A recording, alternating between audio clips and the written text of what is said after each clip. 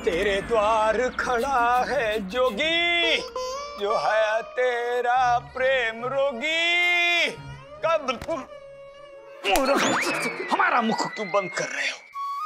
गुरुजी, अब ये तेरे द्वार खड़ा है जोगी, जो है तेरा प्रेम रोगी, ये गीत आपके मुख से कदापि नहीं निकलना चाहिए। हाँ। क्योंकि अब सौदामिनी देवी तो बनेगी रानी। खत्म हो गई आपकी प्रेम कहानी। सब अनर्थ हो गया गुरुजी, सब अनर्थ हो गया। बस बस मूर्खों, बस बस। हम अत्यंत मानसिक पीड़ा में हैं, अपना उपदेश बंद करो। जाओ जाकर सौदामिनी देवी को कहो कि राजगुरु, महागुरु तथा आचार्य आए हैं। जी गुरुजी। धनी मनी, गुरुवर से कह दो आज हमारा मन कहीं और उलझा हुआ है। आज हमसे भेंट करने का कोई लाभ नहीं होगा। क्या कहा? सौदामिनी का मन कहीं और उलझा हुआ, अर्थात हमारा हृदय अनाथ हो गया। हाँ गुरुजी, आपका आशीर्वाद अनाथ हो गया। सौदामिनी देवी अब आपसे नहीं मिलेगी। नहीं, हम भेंट किए बिना नहीं जाएंगे। बस एक बार भेंट करके सत्य जान ले। हम जानते हैं गुरुवर भी बड़े हठी हैं। एक काम करो,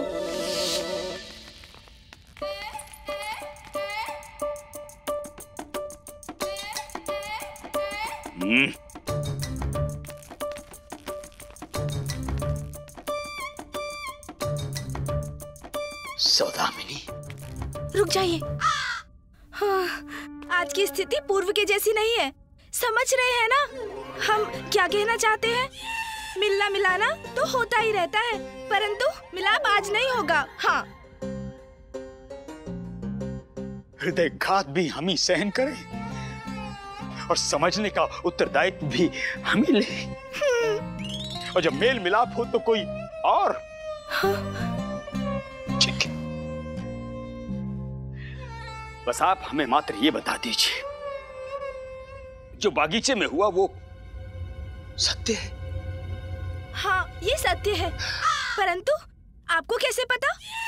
आप तो हमारे साथ नहीं थे। सुन सुन के सब देख लिया हमने, परंतु यदि उस समय हम वहां होते तो ये अनर्थ होने देते क्या? कदापि नहीं। और आप, जब ये सब कुछ हो रहा था तो आपको एक बार भी हमारी याद नहीं आई? कैसी बात कर रहे हैं? स्वयं महाराज हमारे समीप हो तो हम किसी और को स्मरण क्यों करें? क्या जरूरत है? हे भगवान, ये धरती फट जाए, हम इसमें समा जाएं। ऐसा प्रतीत होता है शीघ्र शीघ्र ये कहानी समाप्त हो जाएगी। हाँ, समाप्त तो हमें भी करना पड़ेगा, अन्यथा हमारे ये मुख इस संसार को, इस समाज को हम कैसे दिखाएंगे? ठीक है सौदामिनी जी, ठीक है। बहुत बहुत बधाई आपको सौदामिनी जी, आपका नया प्रेम। और अब आप बन जाएंगी रानी और समाप्त हो जाएगी हमारी प्रेम कहानी। अच्छा सौदामिनी जी, अंतिम बार अपना मुख तो दिखा दीजिए। नहीं।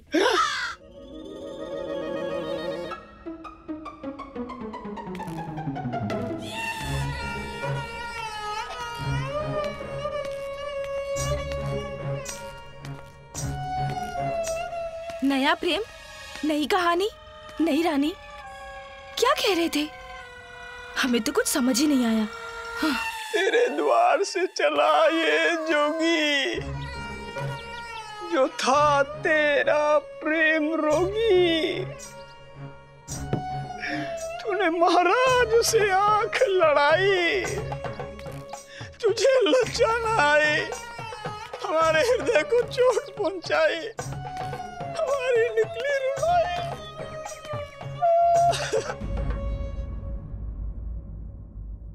ये सत्य है महाराज, ऐसी बातें तो हमने भी सुनी है, हमने स्वयं ने पता की है, परंतु संतोषजनक तथ्य यह है महाराज कि अब तक ये बात प्रजा में फैली नहीं है, परंतु शीघ्र ही क्या महाराज, शीघ्र ही यदि इस बात पर नियंत्रण नहीं किया गया तो बात हाथ से और प्रतिष्ठा राजमहल से अपमान का चोला पहन के निकल सकती है महाराज। कौन सी बात? ये कि हम उस राज नर्तकी सौदामिनी के साथ? जी जी महाराज। असत्य है, निराधार है ये सब। महाराज, हमें भी अब तक सारी बातें असत्य ही प्रतीत हो रही थी, परंतु अब क्या महामंत्री जी? जी, अब भी हम इन सारी बातों को असत्य ही मानते हैं, परंतु ये समझ से परे है कि ये सारी बातें फैलाई किसने। परंतु हम सब कुछ समझ पा रहे मंत्रीवर। पंडित रामकृष्ण को प्रस्तुत किया जाए हमारे समक्ष। जो आज्ञा महाराज। सौदामिनी, ये क्या कर डाला, हमारा हृदय तोड़ डाला। आए कोई तो देखे हमारे गुरुजी का मुख। पहले तो कितना तेजस्वी, ओजस्वी, तपस्वी, किंतु आज जैसे जली हुई रस्सी है, क्योंकि हमारे गुरुजी ने प्रेम किया था। प्रेम ही ऐसी वस्तु है जिसके हम हो सकते हैं, लेकिन प्रेम हमारा नहीं हो सकता है। ये स्पष्ट हो गया है, नहीं होता। गुरुजी हमारे प्रेम में भंवरा बन गए और प्रेम के वशीभूत होकर भंवरे ने पुष्प खिलाया एक बार, जिसे छीन के ले गया कोई राजकुमार। शीघ्र महाराज सौदामिनी देवी के हाथों में हाथ डालकर महाराज सौदामिनी देवी के साथ साथ फेरे लेंगे। और फिर विवाह समारोह भी होगा, जिसमें 56 लोग भी होंगे और हमारे गुरुजी को भी उसमें बुलाया जाएगा। किंतु हमारे गुरुजी इस दुख में, इतनी व्यथा में क्या भोजन कर पाएंगे? ना, नहीं, सारा भोजन हमें ही खाना पड़ेगा। क्योंकि हमारे गुरुजी तो सिर्फ गम खाएंगे, सौदामिनी के गम। नहीं, हम होंगे ही नहीं। कहाँ? विजयनगर में? इस संसार में? क्या? शीघ्र कोई ऐसा उपाय बताओ, कोई ऐसी विधि बताओ कि हम बिना पीड़ा के ईश्वर के पास पहुंच जाएं।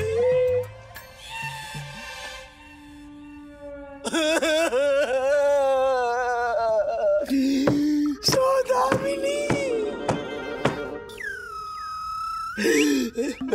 गुरुजी डाल के फंदा मिलेगी मुक्ति, ऊपर जाके करना प्रेम की भक्ति। ना ना, गला घुटने से जो पीड़ा होगी हम सहन नहीं कर पाएंगे। कोई और उपाय बताओ, पीड़ा भी ना हो और प्राण भी निकल जाए। गुरुजी, कुछ तो पीड़ा सहन करनी पड़ेगी ना। गुरुजी, भविष्य में कोई पीड़ा आपको ना सहनी पड़े, इसीलिए फंदा लो और गले से लगा लो। ना ना ना मेरे शिष्यों, बस कोई और उपाय सुझाओ मेरे प्रिय शिष्यों। हम नहीं जीना चाहते, हम नहीं जीना चाहते। गुरुजी, आपको ऐसे स्थान पर जाना चाहिए जहाँ आपके और भगवान के मध्य कोई ना आ सके। कोई ऐसा स्थान है? हाँ है गुरुजी। कहाँ है? राजमहल की छत। अच्छा, जहाँ पर आपके और भगवान के मध्य दूसरा कोई नहीं होगा। ठीक, आप वहाँ जाना और बिना कोई विलंब किए वहाँ से कूद जाना। कूद जाएंगे? गुरुजी, कूदने से सीधा मृत्यु हुई तो सीधा स्वर्ग, अन्यथा आप। अन्यथा क्या? गलती से आप जीवित बच गए और केवल हड्डियां पसलियां ही टूटी तो सीधा रोगी लोग जाएंगे। ईश्वर, ईश्वर, हे भगवान।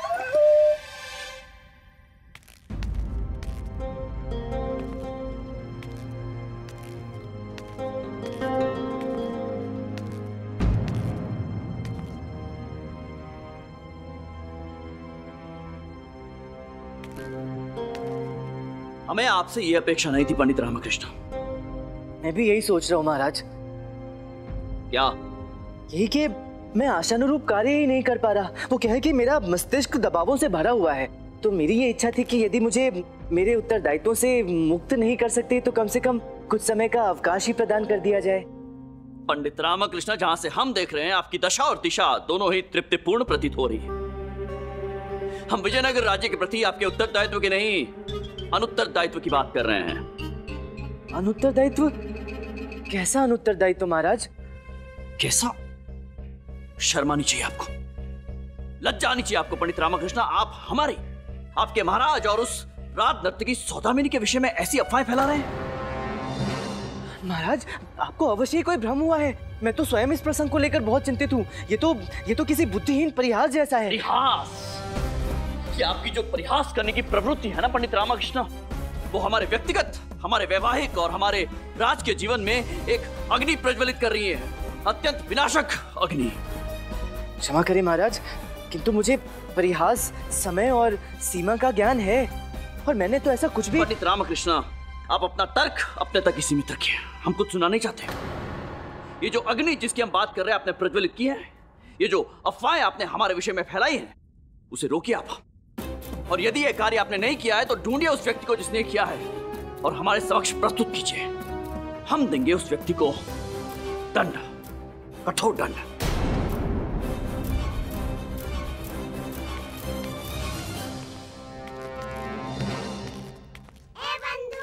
रामा, हैरान क्यों हो रहा है? यही तो है तेरा भाग्य। बंधु, इस घटनाक्रम का आरंभ शारदा से हुआ है। रामा, पत्नी के कर्मों का आधा पुण्य हर पति को ही मिलता है और पत्नी की त्रुटि का कुछ भाग भी पति को ही मिलता है। बंधु, प्रश्न ये नहीं कि त्रुटि किसकी है, प्रश्न ये है कि इस अफवाह को मिटाकर सत्य कैसे उजागर किया जाए। यदि ये बात विजयनगर में और फैली तो महाराज के सम्मान का क्या होगा? हम गुरुजी के आत्महत्या करने के बाद ना इनके ऊपर एक कथा लिखेंगे और उस कथा को पूरे विश्व में सुनाएंगे। किंतु मनी, हमारे गुरुजी की आत्मा में कहाँ है कथा? है केवल दुख भरी व्यथा, जिसे पूरे विश्व में घूम घूम कर बेचेंगे और बहुत सारा धन कमाएंगे।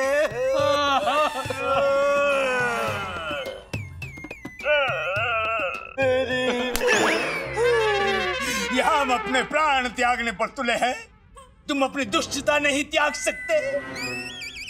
हमारे मरने पर भी लाभ उठाना चाहते हो मूर्खों। जीते जीते तो आप काम आ नहीं पाए तो मरने के बाद आ जाइए ना गुरुजी। हे भगवान, कैसे दुष्ट शिष्य मिले हैं हमें। गुरुजी, आप चिंता ना कीजिए, हमें आभास हो गया है। आभास हो गया? क्या आभास हो गया? गुरुजी, आपकी प्रेम लीला एक राजा के हाथों समाप्त हुई है ना? अब आपकी जीवन लीला भी एक राजा के हाथों ही समाप्त होगी। कैसे? गुरुजी, आप एक घने जंगल में जाइए, आपकी भेंट एक शेर से होगी और वो आपको खा जाएगा। छोड़ो ये सब उपाय, व्यर्थ है सब उपाय। सौदामिनी, सौदामिनी, सौदामिनी, बस अब हम आत्महत्या नहीं करेंगे, सौदामिनी की याद में अपना जीवन व्यतीत कर लेंगे।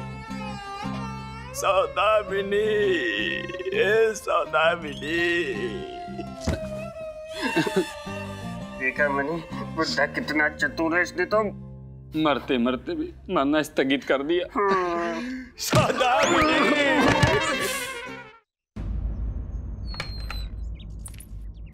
पंडित रामकृष्ण, आप यहाँ हमारे निवास पे? जी प्रणाम। आपकी आंखों की चिकित्सा हेतु औषधि महाराज ने भिजवाई है। हाँ, हमारे लिए भिजवाई है? एक राजनर्तकी का इतना ख्याल? अब क्या कहूँ, हमारे महाराज हैं ही इतने बड़े विशाल हृदय वाले, विजयनगर के प्रत्येक निवासियों की चिंता रहती है उन्हें। और आपको एक संदेश भी देने को कहा था। क्या संदेश है? उनका संदेश हमारी आज्ञा है। जी जी, उन्होंने आपको राजमहल बुलाया है आज रात्रि के दूसरे प्रहर में। रात्रि के दूसरे प्रहर में? आपको वहाँ आने में कोई आपत्ति तो नहीं, या किसी कारणवश यदि उपस्थित होने में असमर्थ हो तो? नहीं, हम उपस्थित हो जाएंगे और हम महाराज के आदेश का पालन अवश्य करेंगे। और फिर हमें महाराज को धन्यवाद भी तो देना है ये औषधि भिजवाने के लिए। सो तो है।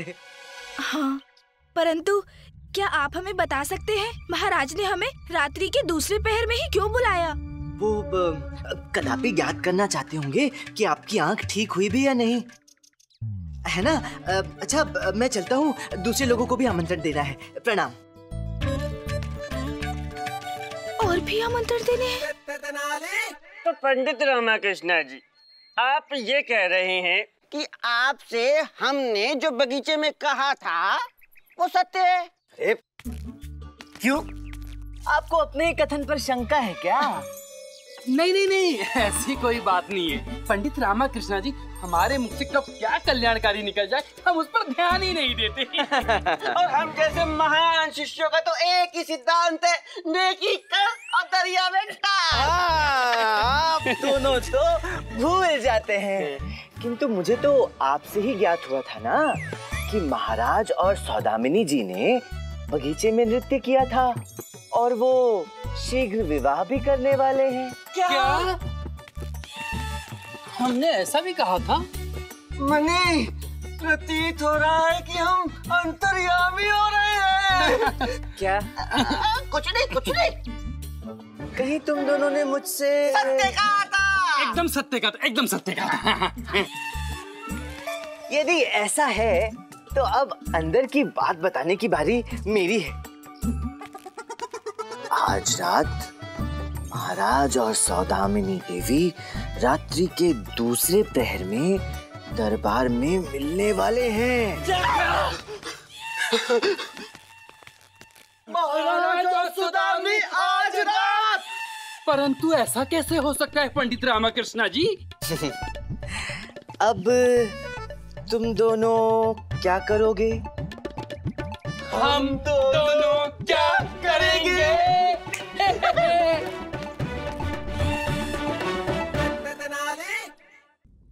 अच्छा, मिलन बागीचे से दरबार में पहुंच गया। नहीं, अब हमें कुछ करना होगा। गुरुजी, आप दरबार में ना जाएं, विघ्न उत्पन्न हो सकता है। विघ्न? कैसा विघ्न?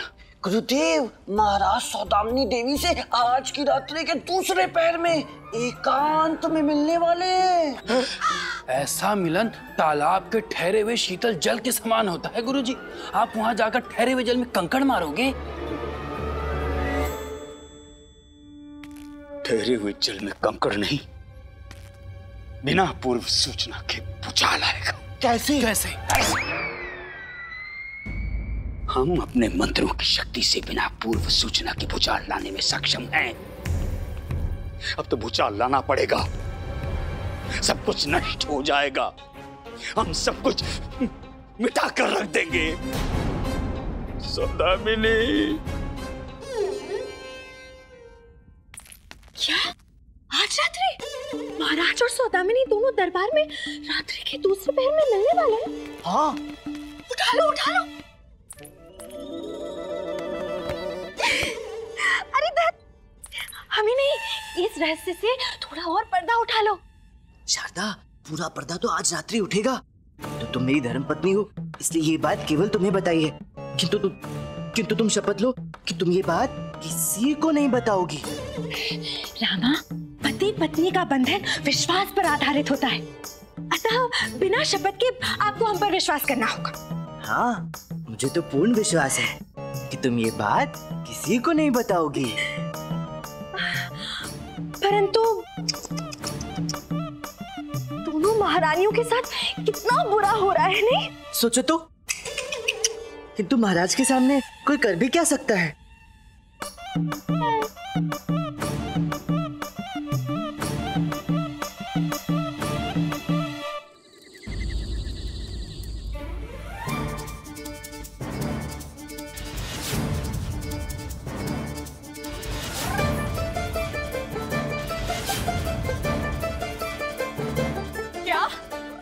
दरबार में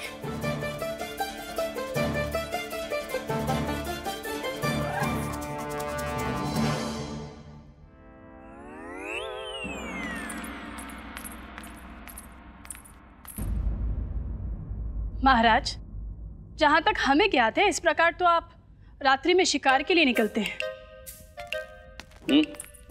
इसकी कोई आवश्यकता नहीं है महारानी।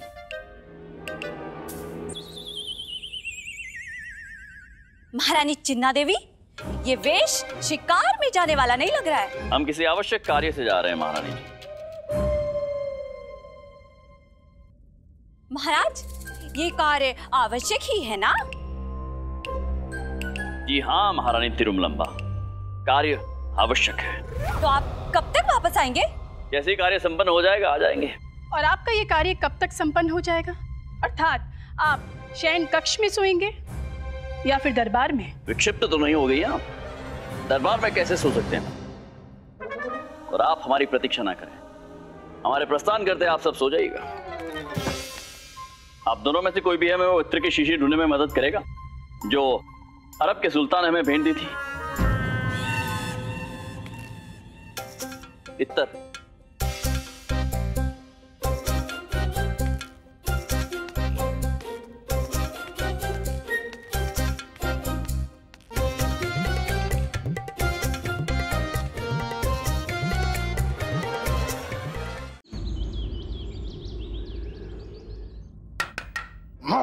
शांत।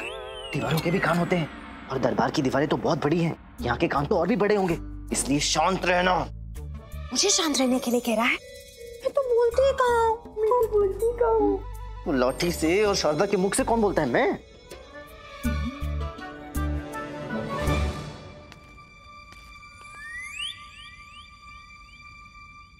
महाराज, हमें तो कुछ समझ में नहीं आ रहा है कि पंडित रामकृष्ण ने हमें यहाँ क्यों बुलाया।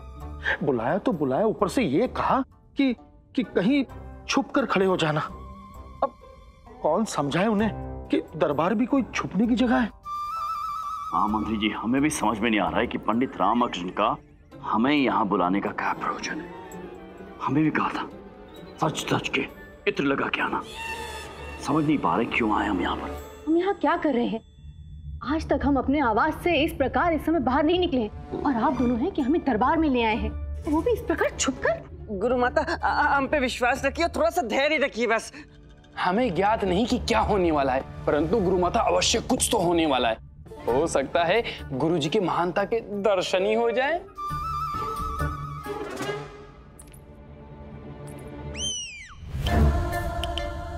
आज सत्य अवश्य सामने आएगा। हम महाराज को और उस सौदामिनी को रंगे हाथों पकड़ लेंगे। परंतु महाराज के हाथों में तो रंग लगा नहीं है। हाँ, सौदामिनी देवी के बारे में आप कुछ नहीं कह सकते। महारानी तिरुमलंबा, आप रंग के प्रसंग पर अपने चेहरे का रंग मत बदलिए। हाँ, और अपने मस्तिष्क को भी ना शांत रहने दीजिए, उसे तंग मत कीजिए। आप बस चुप रहिए और देखती रहिए। हाँ,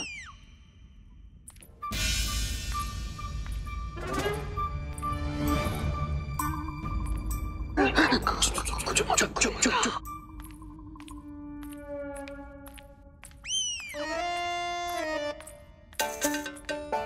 महाराज, सौदामिनी याद है हमें, परंतु सौदामिनी देवी रात दरबार में इस समय क्या कर रही है?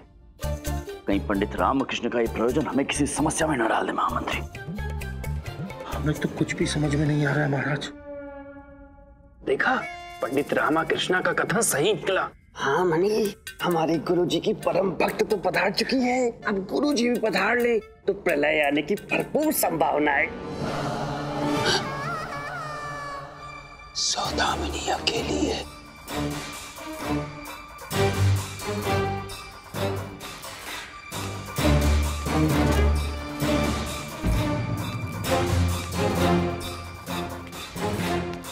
सौदामिनी, सौदामिनी,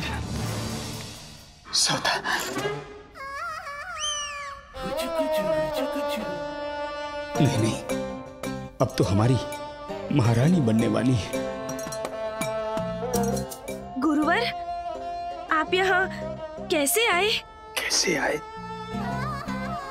चल कर आए, परंतु आपके हृदय में किसकी प्रतीक्षा के दीप जल रहे हैं सौदामिनी देवी? नहीं, हमारे कहने का तात्पर्य था। हमारा ये तात्पर्य है, हमारा वो तात्पर्य है। सौदामिनी देवी, तुलना के पत्तों में रखकर हृदय की सबसे पवित्र भावना को दो भागों में मत बांटिए। शब्द ही संकेत हैं, ना समझो तो संकट है। आप ये क्या कह रहे हैं? हमें कुछ भी समझ नहीं आ रहा। फिर से दोहराएं। शब्द ही संकेत हैं, ना समझो तो संकट है। नहीं नहीं गुरुवर, दोहराइए नहीं, समझाइए। सौदामिनी देवी, मनुष्य को वो स्वप्न नहीं देखने चाहिए जो आंखों में चुभने लगे। महामंत्री जी, गुरुवर सौदामिनी देवी से क्या कहने का प्रयास करे, आप समझ पा रहे हैं?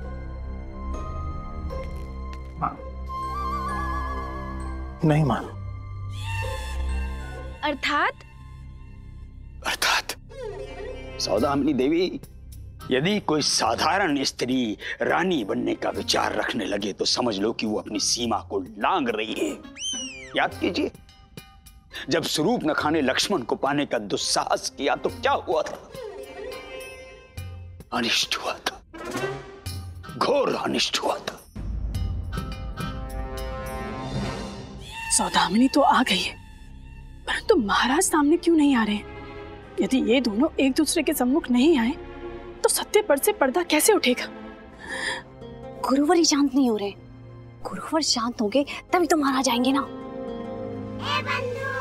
रामा, तुझे पता है ना यहाँ सबको बुलाकर कितना बड़ा जोखिम लिया है, और गुरुवर तो अपनी वाणी से कुछ भी घुमा सकते हैं। बंधु, शब्दों से जाल तो बुना जा सकता है, किंतु सत्य को उसमें फंसाया नहीं जा सकता।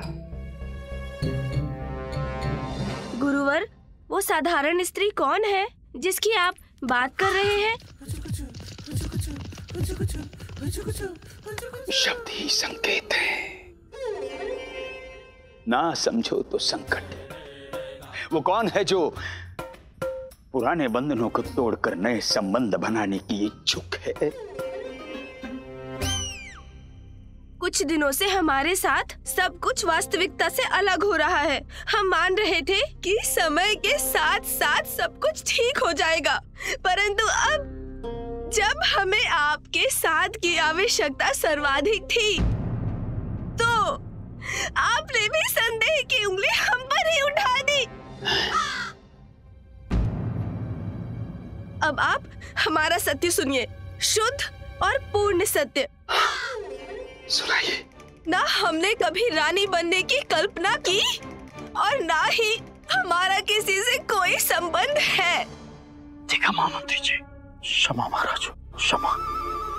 हमारा जो भी बंधन है वो मात्र आपके साथ ही है गुरुवर।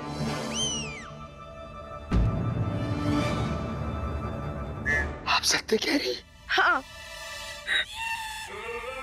हमारे हृदय पर हाथ रखकर प्रमाण दीजिए। आचार्य,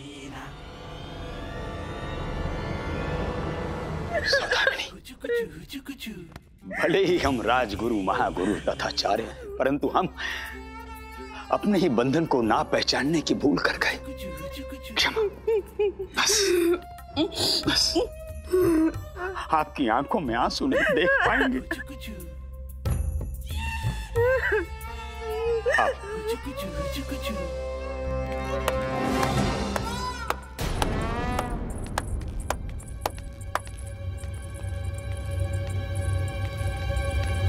छिपा हुआ धन और छिपा हुआ रूप एक ना एक दिन सामने अवश्य आता है, जैसे गुरुवर का आया।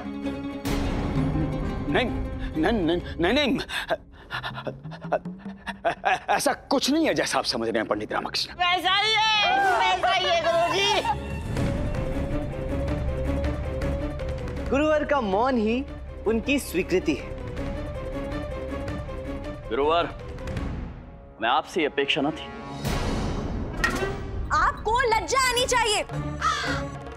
ऐसा हम नहीं, अम्मा कह रही हैं। आप हमारे धर्म अधिकारी हैं। आप अपने शिष्यों को ये सिखाएंगे तो भविष्य का क्या होगा? सौदामिनी देवी, आप यहाँ क्या खेल खेल रही हैं? गुरुवर, क्या आपके पास कोई उत्तर है?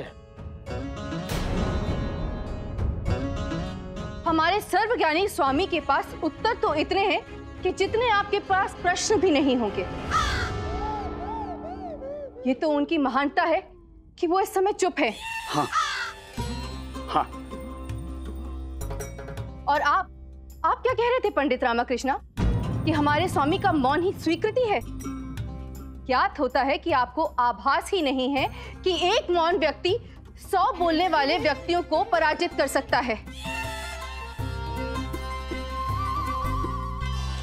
वरुणमाला, आप भी महानता के गुण की अपेक्षा किस व्यक्ति से कर रही हैं? इनसे, पंडित रामाकृष्णा से। पंडित रामाकृष्णा, आपको सत्य तभी दिखेगा जब आप भ्रम और संदेह के अंधकार से बाहर निकलेंगे, और तब आप गुरु शिष्य एवं भगवान और भक्त के पवित्र नाते को अपमानित करने से बच सकेंगे। हम तो मात्र आशीर्वाद दे रहे थे। हाँ महाराज, हम मात्र आशीर्वाद दे रहे थे, सुख शांति का आशीर्वाद दे रहे थे सौदामिनी देवी को। गुरुवर, आशीर्वाद देने की विधि तो बड़ी ही विचित्र और अनोखी थी। क्यों? पंडित रामाकृष्णा, अब तो समझ जाइए, आशीर्वाद देने की विधि नहीं, भावना एवं मंशा सही होनी चाहिए। हमारे हृदय में गुरुवर के लिए इतना आदर और सम्मान है।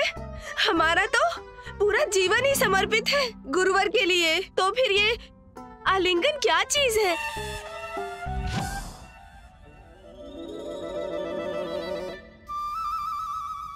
ये पंडित रामाकृष्णा हमारे निर्मल और पवित्र प्रेम को कुदृष्टि से देख रहे हैं। इन्हें जो दिख रहा है ना महाराज, वैसा नहीं है, भ्रम हो गया है इन्हें।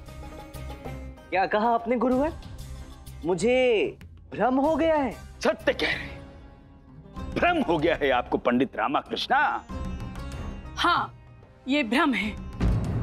गुरुवर ऐसा अनुचित कार्य नहीं कर सकते। हाँ हाँ, ये भ्रम है ये।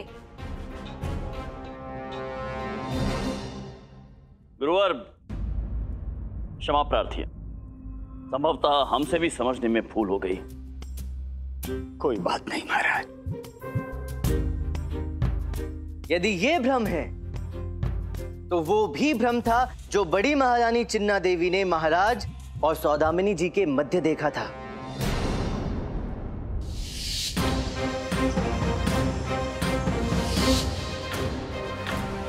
क्यों शारदा? हमारे आदर्श महाराज और सौदामिनी जी के बारे में ऐसा सोचना भी महापाप है, क्योंकि कभी कभी जो दिखाई देता है वैसा होता नहीं, और जैसा होता है वैसा दिखाई नहीं देता। हाँ, सत्य कथन है आपका पंडित रामकृष्ण। उस दिवस हम उद्यान में भ्रमण कर रहे थे। संयोग से सौदामिनी देवी भी वहां पर उपस्थित थी और उनकी आंखों में कुछ चुभ रहा था। हमने केवल फूंक मार के उस कचरे को साफ करने का प्रयास किया था। और महाराज, इतनी छोटी सी बात पर आपके स्वच्छ चरित्र को संदेह की मैली फूंक मारकर आपके चरित्र हनन का प्रयोजन किया गया था। हम बच गए, परंतु महाराज पंडित रामाकृष्णा ने हम पर आधारहीन लांछन लगाया है। इन्हें इसका दंड मिलना चाहिए महाराज। गुरुवर, संयोग से अभी अभी बचे हैं, संयोग भी बार बार साथ नहीं देता। गुरु माता का गुण गाइए, अन्यथा। अच्छा, धन्यवाद। तो आप त्रुटि मानते हैं? जाइए, हमने तुम्हें क्षमा किया महाराज। हम पंडित रामाकृष्णा को क्षमा करते हैं, और साथ ही साथ यह भी स्पष्ट हो गया कि महाराज और सौदामिनी देवी के बीच में कुछ नहीं है। इसलिए भविष्य में कोई भी ऐसी कोई बात करेगा तो वो दंड का भोगी होगा। महारानी चिन्ना देवी, महारानी तिरुमलंबा, क्या अब भी आपको हम पर संदेह है? नहीं महाराज, नहीं, हमें क्षमा कर दीजिए महाराज। हमें क्षमा कर दीजिए महाराज। अब जब आगे शर्म से खुल गई हो, उसमें तो आंसू भी नहीं आ सकते। आज हम समझ गए, हर आंखों देखी चीज और कानों सुनी बात सत्य नहीं होती। अतः किसी भी निष्कर्ष पर पहुंचने से पूर्व भ्रम का भेद मिटा देना चाहिए। चिंता हमें केवल हमारी नहीं है, अपमान सौदामिनी देवी का भी हुआ है। क्षमा उनसे भी मांगनी चाहिए। अवश्य महाराज। सौदामिनी देवी, क्या आप हमें क्षमा करेंगी? शारदा, अफवाह तो तुमने भी फैलाई थी। हाँ महाराज, सौदामिनी जी, हमसे बहुत बहुत बहुत बड़ी त्रुटि हो गई। अब हमें क्षमा कर दीजिए। हाँ, हमारी भक्त ने सबको क्षमा कर दिया।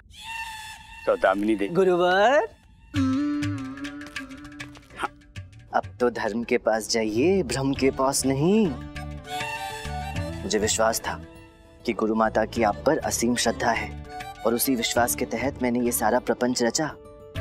यदि गुरु माता आज नहीं होती तो आप बच नहीं पाते। गुरु माता का आभार व्यक्त कीजिए।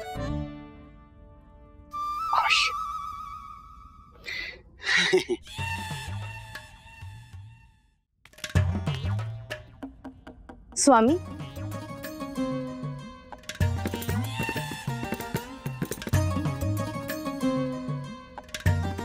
पंडित रामकृष्णा, अद्भुत कार्य किया है आपने।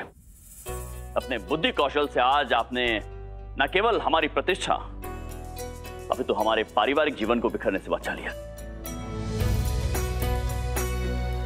महामंत्री जी। महाराज। कल प्रातःकाल पंडित रामकृष्ण को पुरस्कृत किया जाए। जो आज्ञा महाराज। पुनः उपहार।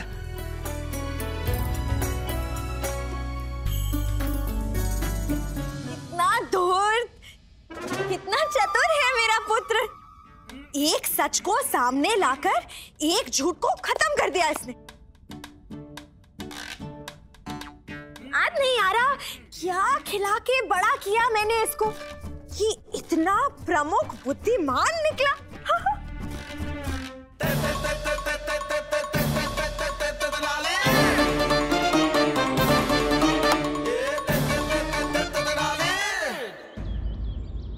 गुरुजी, हम आपका नाम संपूर्ण संसार में उज्जवल कर देंगे। संपूर्ण रात्रि सोई नहीं गुरुजी, केवल कविता ही लिखी है। आज जब इस कविता का पाठ राज दरबार में करेंगे तो क्या होगा? प्रलय आ जाएगी गुरुजी, प्रलय। अरे मूर्खो, उच्चाटन मोहन मारन मंत्र का जाप करने वाले हो दरबार में? सचमुच गुरुजी, हमने बहुत ही अच्छी कविता लिखी है। आज दरबार में कविता पाठ आयोजन होने वाला है ना, जिसकी कविता बहुत अच्छी होगी महाराज उसे पुरस्कार देंगे। पुरस्कार। गुरुजी, आज तक आप तो कभी ये सम्मानित पुरस्कार जीत नहीं पाए, किंतु आज आपके ये होनहार शिष्य धनी मनी कविता पाठ का ये पुरस्कार आपको जीत कर दिखा देंगे गुरुजी।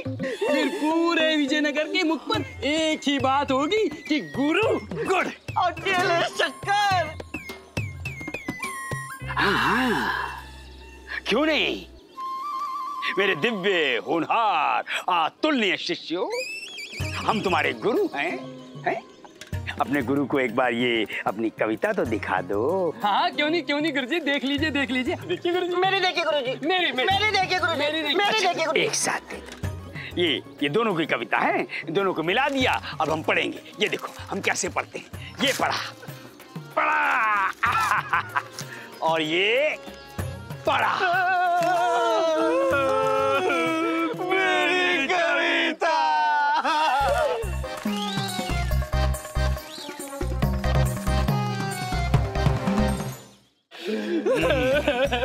गुरुजी, आपने क्या अनर्थ कर दिया। हमारे सदन को नष्ट कर दिया। हमारे कविता का भी फूटा ही था। इससे पहले कि भविष्य बनता आपने कुचल दिया गुरुजी। निर्दयता से पढ़ने से पहले कम से कम पढ़ तो लिया होता गुरुजी। अरे चुप मूर्खो, तुम पढ़ने जैसी कविता लिख ही नहीं सकते। क्या कह रहे थे? गुरु गुड़ चिली शक्कर, गुरु गुड़ चिली शक्कर। अरे मूर्खो दुष्टो, गुरु गुरु होता है और चेले चेले। हार दी हमने तुम्हारी कविता। अब दरबार में हमारी कविता का पाठ होगा और देखना पुरस्कार भी हमें ही मिलेगा। देखो हमारी कविता। गुरुजी देख लेना, अब आपके किए पतित कार्य के बारे में दरबार में सबको बता देंगे। सबको बता देंगे कि गुरुवर ने हमारी कविता को फाड़ दिया, हमें आगे बढ़ने से रोका है। गुरु होकर शिष्य की प्रगति पर ग्रहण बन गए हैं आप। ये मूर्ख कहीं सचमुच दरबार में कुछ बक ना दे, इन्हें रास्ते पर लाना होगा। मेरे बच्चों, तुम्हारा क्रोध करना स्वाभाविक है। देखो अभी तुम शिष्य हो, तुम्हें अच्छा शिष्य बनना है, फिर श्रेष्ठ शिष्य बनना है, उसमें समय लगेगा। और हाँ, तुम्हारा मार्गदर्शन हम करेंगे। गुरुजी की तो मुंह बंद, दरबार में अपना मुंह बंद रखना और ध्यान पूर्वक हमारी कविता सुनना और अच्छी तरह समझना कि अच्छी कविता क्या होती है। हम ऐसे पढ़ेंगे कविता दरबार में। अरे अरे उड़ गई, अरे मूर्खों हमारी कविता उड़ गई, अरे उसे पकड़ो, भागो। करते हैं गुरुजी, करते हैं। अरे मनी पकड़ना मत, इन्होंने हमारी कविता फाड़ दी थी ना। हाँ, जैसी करनी वैसी भरनी। बुढ़े की आती कविता नहीं लगनी चाहिए। अरे उछल के पकड़ो। हाँ गुरुजी, प्रयास तो कर ही रहे पकड़ने का। क्या प्रयास कर रहे हो? कुछ नहीं होगा तुमसे, हमें ही करना पड़ेगा। अरे मूर्खों, अरे पकड़ो। अरे हमारी कविता।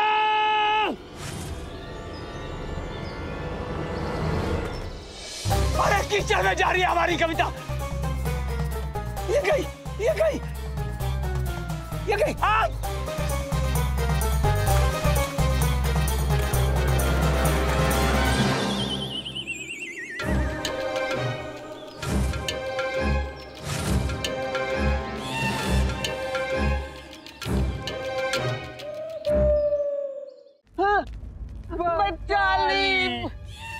किंतु पंडित जी, आपने हमारे गुरुजी की कविता को क्यों बचा लिया? सब कुछ भूल कर बचा लिया। ये भी भूल गए कि हमारे गुरुजी आपके लिए हमेशा संकट उत्पन्न करते हैं।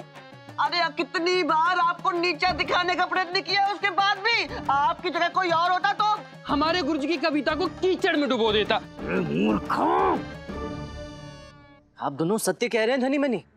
गुरुवर ने तो सदैव मेरे साथ बुरा ही किया है, तो मैं भला इनके साथ अच्छा कैसे कर सकता हूँ? ऐसा करता हूँ, इसे कीचड़ में ही गिरा देता हूँ।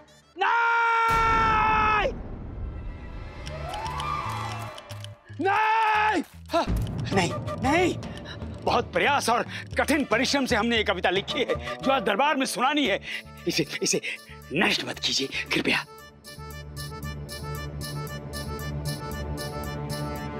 आपने ऐसा सोच भी कैसे लिया गुरुवर कि मैं इसे नष्ट कर सकता हूँ? कविता चाहे किसी की भी हो, बहुत अमूल्य होती है और कोई भी विवेकी और सृजनशील व्यक्ति किसी की भी कविता को कभी नष्ट नहीं कर सकता। किंतु हमारे गुरुजी ने तो हमारी कविता को नष्ट कर दिया। ये देखिए, हमने इतनी अच्छी कविता लिखी थी इसलिए नष्ट कर दिया ताकि हम दरबार में ना कविता सुना ना पाए। उसमें दोष था ना मेरे शिष्यों। हाँ पंडित रामकृष्ण, इनकी कविता में अनेकों त्रुटियां थी। हम गुरु हैं ना, और हम चाहते हैं कि आप दोनों उत्तम और उत्तम कविता लिखो, उसके पश्चात दरबार में सुनाओ। गुरुवर, उत्तम कविता का नहीं, श्रोताओं का होना आवश्यक है, क्योंकि हर व्यक्ति के लिए कविता का अर्थ अलग होता है। हर व्यक्ति अपनी समझ के अनुसार ही कविता का अर्थ समझता है। कोई कविता किसी के लिए बहुत अच्छी हो सकती है तो वही कविता किसी और के लिए बहुत खराब भी हो सकती है।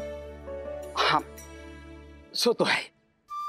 नहीं पंडित रामकृष्ण जी, हमारे गुरुजी तो हमेशा ही हमारी कविता को बुरा ही कहते हैं।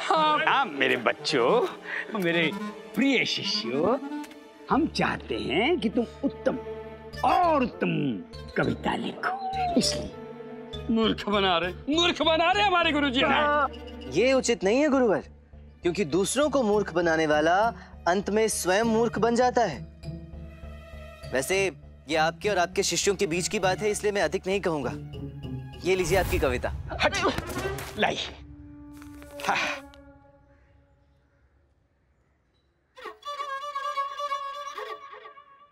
पंडित रामाकृष्ण, ये क्या कर रहे हैं आप? कहीं हम पर कोई तंत्र मंत्र तो नहीं कर रहे हैं आप? अरे नहीं गुरुवर, मैं तो कविता सोच रहा था। वो क्या है कि मेरे बचपन का मित्र गोपाल कृष्ण मुझसे मिलने 20 वर्षों के पश्चात आ रहा है, तो कविता सोचने का समय ही नहीं मिला। अब आज दरबार में सुनाने के लिए मेरे पास कोई कविता है नहीं, परंतु आपसे मिलते ही मुझे एक बहुत ही अच्छी कविता का शीर्षक मिल गया। अब दरबार पहुंचते पहुंचते कविता भी मिल जाएगी। चलता हूं, धन्यवाद। तुम्हें क्या कविता मिलेगी पंडित रामाकृष्णा?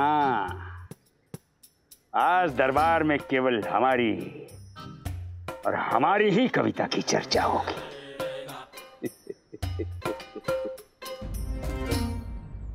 कला प्रेम हमारे दरबार का, समस्त विजयनगर राज्य का स्वभाव बन चुका है। इसका प्रमाण यह है कि हम समय समय पर रात दरबार में कविता पाठ करते हैं। आज भी हमने ऐसे एक कविता पाठ का आयोजन किया है।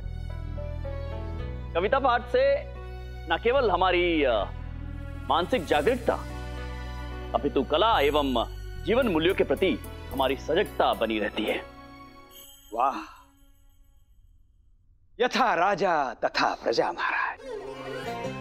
विजयनगर राज्य की प्रजा कला प्रेमी इसलिए है क्योंकि हमारे महाराज कला प्रेमी हैं।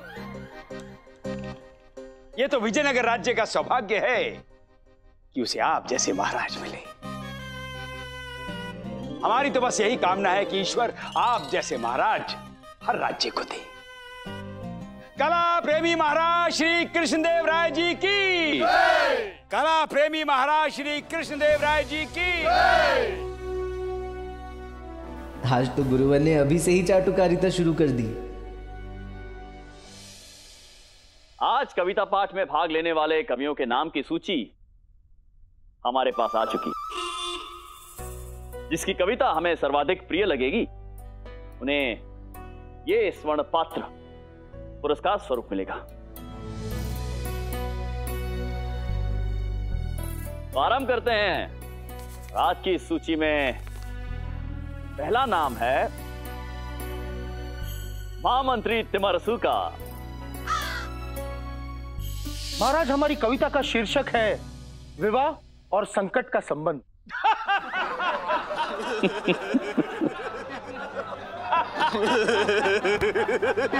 अद्भुत शीर्षक है महामंत्री। तो आज महामंत्री हमें हास्य रचना सुनाएंगे। महाराज, हम हमारी कविता आपके समक्ष प्रस्तुत करने की अनुमति चाहते हैं और साथ ही सभी का ध्यान और आशीर्वाद चाहते हैं। विवाह से पूर्व प्रेमिका ने प्रेमी से कहा, प्यारे, मुझसे शीघ्र ही विवाह करो, फिर संकट तुम्हारे आधे हो जाएंगे। अद्भुत महामंत्री जी, इसे कहते हैं एक आदर्श पत्नी जो विवाह के पूर्व ही अपने पति के संकटों को लेकर चिंतित हो जाती है। अद्भुत महामंत्री जी, आगे पढ़िए। फिर प्रेमी ने क्या कहा? सुनिए। प्रेमी पड़ा सोच में, प्रेमिका की बात सुन। बोला, कौन से संकट आधे हो जाएंगे प्रिय? कोई संकट ही नहीं मेरे जीवन में। प्रेमिका के मुख पे कुटिल सी मुस्कान आई। बोली, मेरे संग विवाह तो करो प्यारे, फिर सारे संकट बिन बुलाए आएंगे। बहुत अच्छे। कविता तो अद्भुत है मंत्रीवर, परंतु ये कविता घर पे मत सुनाना, सचमुच संकट आ जाएगा। जी महाराज, इसमें वो दुखी पतियों का दर्द भी था। अब संकट तो विवाह के पश्चात ही आते हैं। गुरुवर, कहीं है आप अपने घर की व्यथा तो नहीं बता रहे?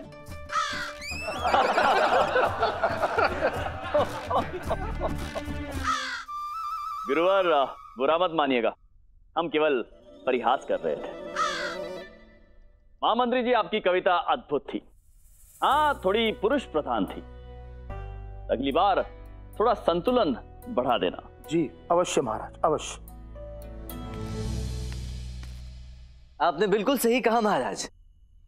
यदि विवाह के बाद कोई संघर्ष या संकट आते भी हैं तो वो केवल पुरुष के लिए नहीं आते। पत्नी भी पति के साथ उस संघर्ष में साथ होती है, तो फिर उस संकट के लिए केवल पत्नी को ही दोषी मानना कहाँ तक उचित है? ये विवाह का लड्डू है पंडित रामकृष्णा, जो खाए वो पछताए, जो ना खाए वो भी पछताए।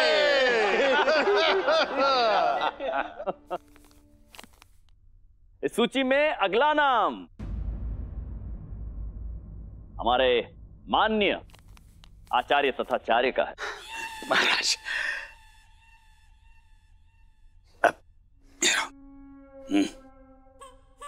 अपने मुख से उदासी उठाओ और जैसे हम ये संकेत करें हमारी कविता सुनकर वाह वाह करना। और सुनो, यदि तुमने ऐसा नहीं किया तो हम कभी तुम्हें दरबार में नहीं लाएंगे और द्वारपाल तुम्हें भीतर नहीं घुसने देगा। समझ गए? क्या हुआ गुरुवर? जी महाराज, वो हम अपने शिष्यों से कविता के बारे में विचार विमर्श कर रहे थे।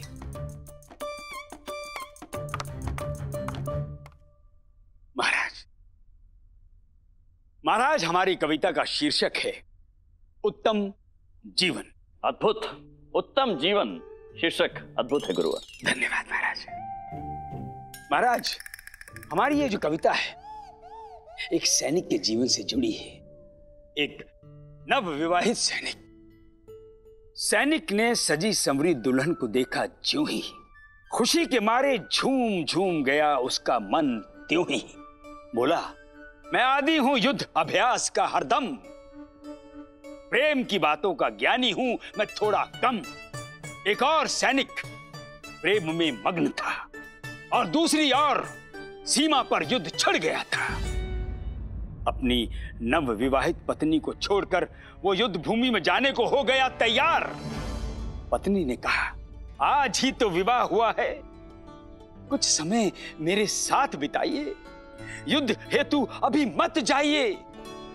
सैनिक बोला, मृत्यु तो जीवन का अटल सत्य है, युद्ध भूमि में मिलने वाली मृत्यु तो जीवन का गौरव है। नहीं चाहिए लंबा जीवन, उत्तम जीवन जीने दो, कायर बनकर कैसा जीना। जीवन एक युद्ध है, मुझे लड़ते हुए मरने दो, मुझे लड़ते हुए मरने दो। गुरुवर, अद्भुत, अद्भुत।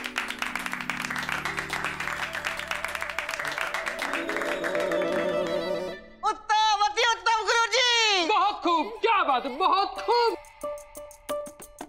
कविता पाठ समाप्त हो गया मेरे शिष्यों। शांत।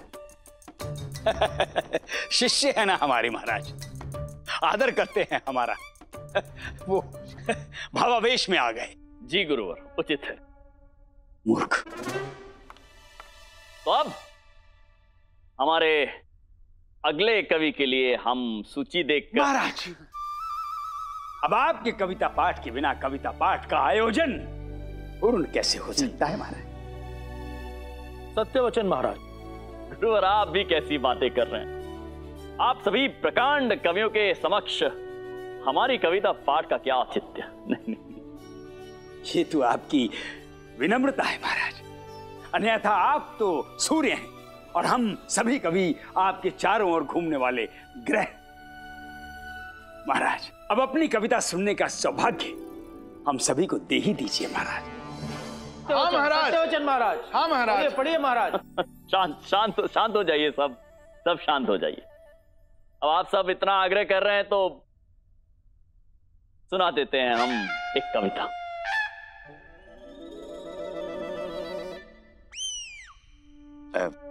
महाराज के हर शब्द पर वाह वाह करना है। देखो, महाराज को प्रसन्न करने का इससे अच्छा अवसर बहुत कम मिलता है। और हाँ, चिंता मत करो, हम शीघ्र ही तुम्हारी कविता दरबार में पढ़वाएंगे हैं? और सुनो, जैसे हम ये ऐसे ऐसे संकेत करें तो वाह वाह करना। ऐसे सही रहेगा। परंतु दुविधा यह है कि अब कौन सी कविता सुनाएं आप सभी को। कविता का शीर्षक हमें अभी तक नहीं मिला। वाह वाह, बहुत अच्छे, बहुत अच्छे, बहुत अच्छे, वाह वाह। इसमें वाहवाही की क्या बात है धनी मनी? बहुत ही गहरी बात है महाराज। हाँ, इस पर हमारे गुरुजी प्रकाश डालेंगे। गुरु, और आप बताइए इसमें क्या वाहवाही की बात है? क्षमा महाराज। अब कविता सुनिए। धुंध के उस पार चांदनी बिखरी हुई थी। धुंध के उस पार चांदनी बिखरी हुई थी। वाह वाह महाराज, क्या बात कह दी आप। धुंध के उस पार चांदनी बिखरी हुई थी। आहा, अर्थात दुख के बाद सुख। जी गुरु, क्या बात है महाराज, वाह वाह वाह। शांत शांत सुनिए। धुंध के उस पार चांदनी बिखरी हुई थी और रो रहा था कोई। रोते हुए ओस की बूंदों को समेटकर रख रहा था जुगनू की पीठ पर। जुगनू की पीठ पर रख रहा था, ये कैसे हो सकता है? क्या बात है महाराज, क्या बात है महाराज। शब्द नहीं है हमारे पास। अद्वितीय, अद्भुत, अद्वितीय। वाह, उपमा, अलंकार, वाह वाह, सब कुछ तो है इस कविता में। क्या बात है महाराज, बहुत अच्छी कविता सुनाई।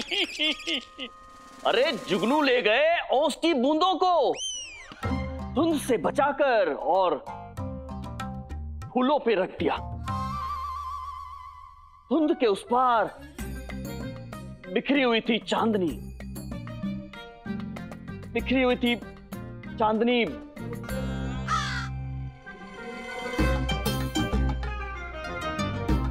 कविता समाप्त हो गई। वाह महाराज, वाह, अति उत्तम महाराज। बहुत अच्छे महाराज, बहुत अच्छे। वाह महाराज, वाह वाह वाह वाह, बहुत अच्छे। सभी कुछ अधिक ही सराहना नहीं कर रहे और गुरुवर तो चाटुकारिता किए ही जा रहे हैं। वैसे हमें अनुमान नहीं था कि आप सबको हमारी कविता इतनी पसंद आएगी, और हम आप सभी को आश्वासन देते हैं कि बहुत ही शीघ्र हम इस कविता का शीर्षक भी लेकर आएंगे और आप सभी को बताएंगे। जी महाराज। तो आगे बढ़ते हैं। अगली कविता के लिए हम पंडित रामकृष्ण को आमंत्रित करते हैं। धनी मनी, बिल्कुल भी वाह नहीं करना है। हमें पंडित रामकृष्ण की कविता को तराशाही करना है। महाराज, कविता तो नहीं, मैं अपनी कुछ भावनाएं व्यक्त करना चाहता हूं, यदि आप आज्ञा दें तो। अवश्य पंडित रामकृष्ण, आइए।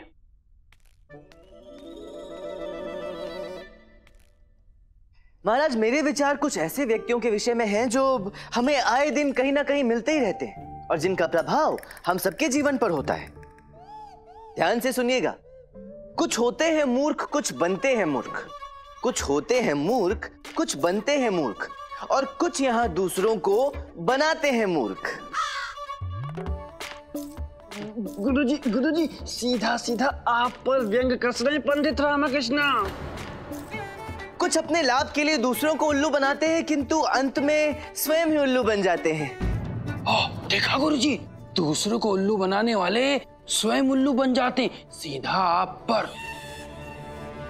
एक थे भोले राम, दूसरे थे चतुर राम। भोले थे भोले, बड़ी सरलता से मूर्ख बन जाते थे। चतुर थे चालाक, वो दूसरों को मूर्ख बनाते थे। एक बार दोनों को एक ही कन्या से हो गया प्रेम। अब लड़की थी सुशील, दोनों के मन को भा गई और दोनों ने तय किया कि उसी से विवाह रचाएंगे। चतुर था सयाना, भोले के मन को ताड़ गया और उसे अपने मार्ग से हटाने का मार्ग भी निकाल लिया। चतुर ने कहा, भोले तुम इस कन्या के योग्य नहीं, कौन सा मुंह लेकर तुम इस कन्या के सामने जाओगे? जाओ लिखो महाग्रंथ कोई, पहले बनो राजकवि, तभी तो तुम इस कन्या को पाओगे। बस भोले बेचारे महाग्रंथ लिखने चले गए और इधर चतुर ने उस कन्या से विवाह तय कर लिया। विवाह में अभी कुछ दिन शेष था। इधर चतुर खुशी खुशी विवाह के दिन गिन रहा था, दूसरी ओर भोला महाग्रंथ की रचना कर रहा था।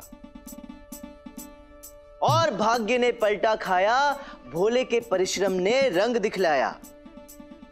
राजा को भोले का महाग्रंथ भा गया और राजा ने भोले को राजकवि का पद दे दिया।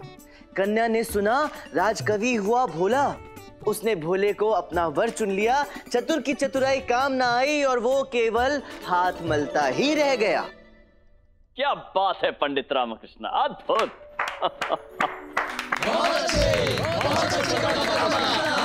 वाह, बहुत अच्छे पंडित रामकृष्ण, बहुत अच्छे। अद्भुत कविता कही आपने, अत्यंत यथार्थवादी कविता थी आपकी।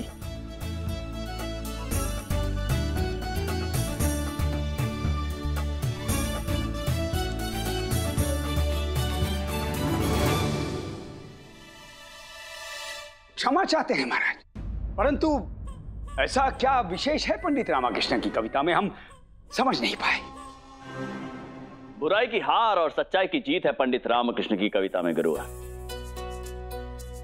पंडित रामकृष्ण ने अपनी कविता से यह सिद्ध कर दिया है कि जो किसी और को मूर्ख बनाने का प्रयास करता है वो स्वयं कभी ना कभी मूर्ख बन जाता है। इसलिए कभी किसी को मूर्ख बनाने का प्रयास नहीं करना चाहिए। ये कविता समाज के लिए अत्यंत उपयुक्त होगी, है कि नहीं गुरुवर? परंतु महाराज, गहरा ज्ञान तो हमारी कविता में भी था। अवश्य गुरुवर, आपकी कविता में आपने उत्तम जीवन जीने के विषय में बात की है। जी। उत्तम जीवन जीने के लिए यह आवश्यक है कि हम किसी को ठगने का प्रयास ना करें, अन्यथा हम आजीवन इस भय में व्यतीत करेंगे कि कहीं कोई हमें ना ठग जाए। और यदि ऐसा हुआ तो हम उत्तम जीवन कैसे जी पाएंगे, है कि नहीं गुरुवर?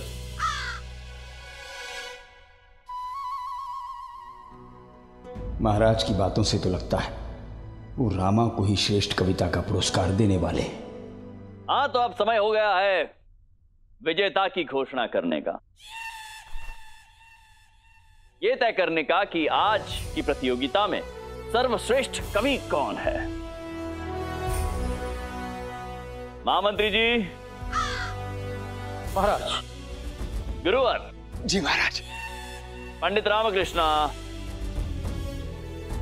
आप तीनों ने अद्भुत कविताएं सुनाई, परंतु अब प्रश्न यह है कि सर्वोत्तम कविता किसकी थी? परंतु महाराज, सर्वोत्तम कविता और सर्वोत्तम कवि का नाम तो आपने लिया ही नहीं। आप किसकी बात कर रहे हैं गुरुवर? आपकी महाराज, आपकी कविता महाराज, आपकी कविता सबको अधिक पसंद आई है। क्यों बोलिए, महाराज की कविता सबसे अच्छी थी या नहीं? सबसे अच्छी थी, सबसे अच्छी थी, सबसे अच्छी थी, सबसे अच्छी थी। शांत हो जाइए। रामा, ये क्या? ये सब तो महाराज की कविता का गुणगान कर रहे हैं। गुरुवर ने चाली ऐसी चली है बंधु, सबसे पूछ रहे हैं कि महाराज की कविता अच्छी थी या नहीं। अब यहाँ किसकी इतनी हिम्मत कि महाराज की कविता को अच्छी ना कहें? परंतु क्या? महाराज ही विजेता बनेंगे।